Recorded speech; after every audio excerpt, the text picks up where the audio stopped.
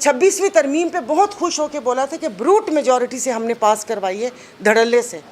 तो बेटा जब ब्रूट मेजॉरिटी से पास करवाई है तो फिर 28वीं पर भी आओ।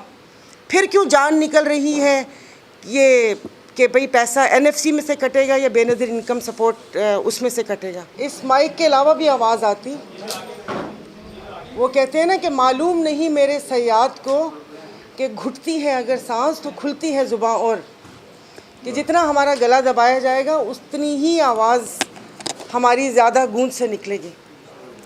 अभी मेरे भाई ने कहा कि इंशाल्लाह ताला कि हम जीतेंगे। हम जीते हुए थे, हम जीते हुए हैं, बस फॉर्म 47 आ गया रास्ते में। और अफसोस तो ये है कि सन 47 पाकिस्तान और फिर आके कहानी कहाँ ख़त्म हुई 47 पे, कि इन 77 सालों में जो तरक्की की है वो सिर्फ यही तरक्की की है। बाकी जितना हमें पता है और जो आपको बताएंगे उससे ज़्यादा की स्टोरीज़ आप लोगों को पता है। अब ये और बात है कि माफ़ कर दीजिएगा कि ज़ाहिर है पूरा मुल्क ही वो कहते हैं ना कि उस खौफ के साए में है कि वो बात इतनी मीडिया तक आती क्यों नहीं है। बाकी चीज़ें तो बाद में, इस वक्त जो सिंध में करप्शन का बाज़ार गर्म है कि अब वो कहते हैं ना कि वो हद ख़त्म हो गई है, वो लिमिट हम लोग क्रॉस कर चुके हैं। और जिस किस्म के सिंध के नौजवानों के मुस्तकबिल के साथ खेला गया है, तालीम, सेहत, उनकी जॉब्स, वो तो सब बातें अलग हैं। अब वो कहते हैं ना कि वो आग उनके घरों तक पहुंची तो फिर उनको ख़्याल आया कि ओह इस आग को तो बुझाना चाहिए। पिछले दिनों एक ड्रामा भी हुआ हमारे ज़िले सांगड़ में। हमारे एक SP साहब, उन्होंने कहा ऐसे कैसे, ये अड्डे कोई और क्यों चलाएगा, मैं किस लिए बैठा हुआ हूँ, मुझसे मदद लीजिए। तो वो पता चला कि जितने भी वहाँ पर आइस, क्रिस्टल और सब चीज़ें थीं वो थानों में चल रही थीं। और बाकायदा मैं बार बार वही कह रही हूँ ना कि आप लोगों को ज़्यादा पता है कि ये सिस्टम कैसे काम करता है। तो इन्होंने जो नौजवान नस्ल है सिंध की, ये तोहफ़ा दिया है इन्होंने।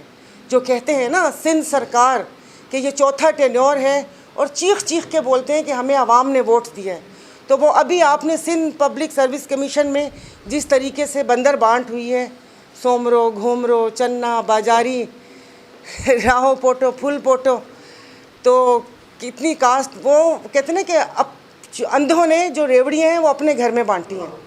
अब किसी के पास होंगे पैसे तो वो जॉब ले सकेगा। फिर उसके बाद करप्शन कि जी वो एक फूड इंस्पेक्टर ने 2 अरब 9 करोड़ और 98 लाख की करप्शन की है और उनको नौकरी से निकाल दिया। आप सब लोग यहाँ बैठे हुए 2 अरब 98 करोड़ की करप्शन के बाद नौकरी की ज़रूरत रहती है। मज़े से 2 फैक्ट्रीज़ लगाएं, 4 घर के लोगों को दोबारा से सिंध पब्लिक सर्विस कमीशन में जॉब दिलवाएं और अल्लाह अल्लाह खैर सलाह।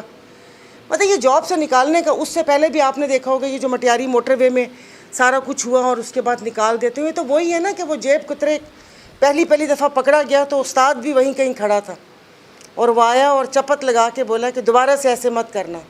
तो ये उस्ताद पीछे ही होते हैं जो नोटिफिकेशन निकाल देते हैं कि नौकरी से निकाल दिया और पैसों का पता नहीं चला। तो देखिए हम लोगों ने तो अपनी ज़िंदगी गुजार ली।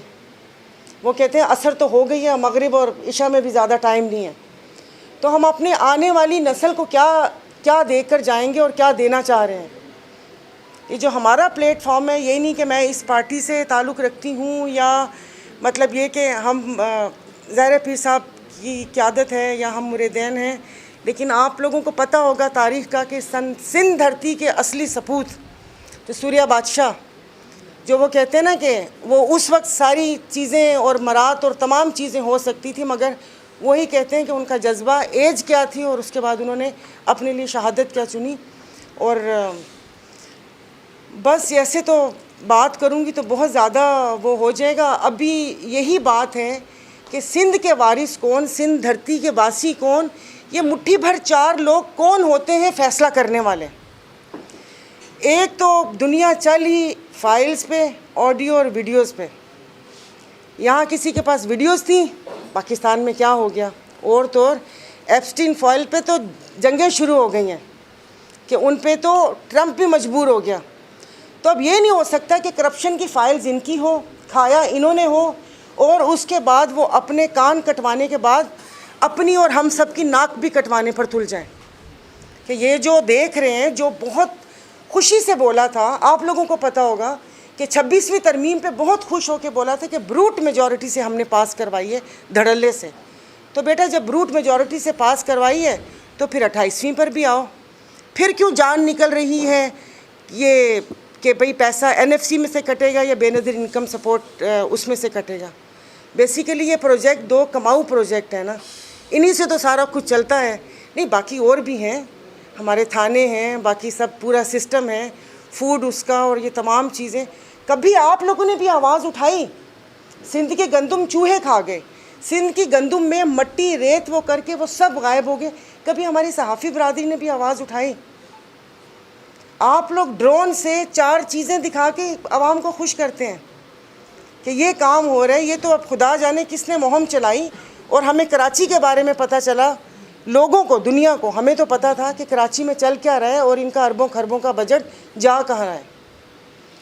तो आप लोगों से भी गुजारिश है कि प्लीज़ मतलब ये कि आधा सच ख़तरनाक होता है, पूरा सच दिखाया करें।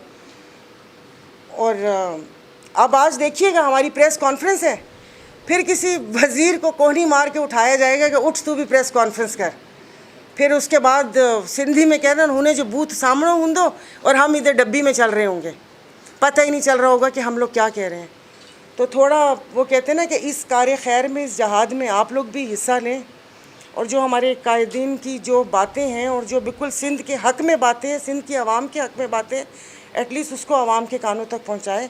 बाकी तो अगर करप्शन पे बात करना शुरू करेंगे तो 3 दिन लग जाएंगे। अभी आते हुए बोर्ड बाहर देखा था, ऑफिस सिंध रेवेन्यू तो खा गए, ऑफिस क्यों खोला हुआ है, वो भी हमारे सामने।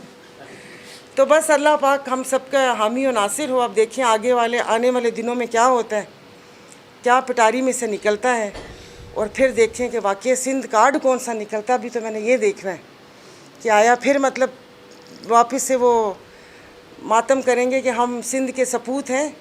सब कुछ बेचने के बाद, धरती माँ के सौदा करने के बाद अब देखते हैं कि क्या निकलता है।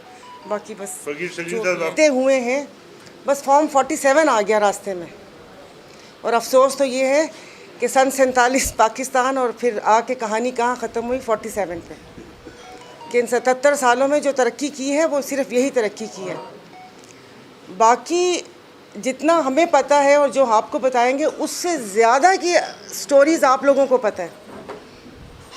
अब ये और बात है कि माफ़ कर दीजिएगा कि ज़ाहिर है पूरा मुल्क ही वो कहते हैं ना कि उस खौफ के साए में है कि वो बात इतनी मीडिया तक आती क्यों नहीं है।